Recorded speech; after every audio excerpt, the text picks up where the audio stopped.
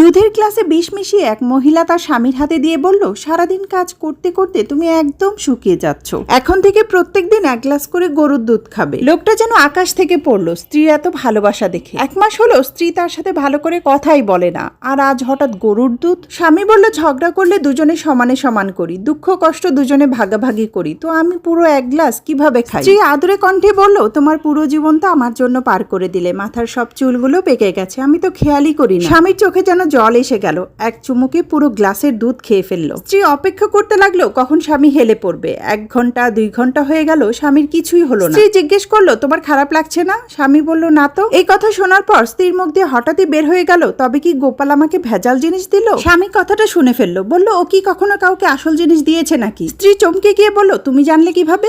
স্বামী বলল, প্রত্যেকদিন তোমাকে যে লেবু শরবত খাওয়াই, তোমার তো কিছুই হয়নি, কত যত্ন করে বানাই আমি। স্ত্রী কথাটা শোনার সাথে সাথে অজ্ঞান হয়ে মাটিতে পড়ে গেল। কি বুঝলেন? স্বামী বা স্ত্রী প্রয়োজনের বেশি কেউ ভালো ব্যবহার করলে বুঝবেন ডাল মে কুছ কালা হ্যায়।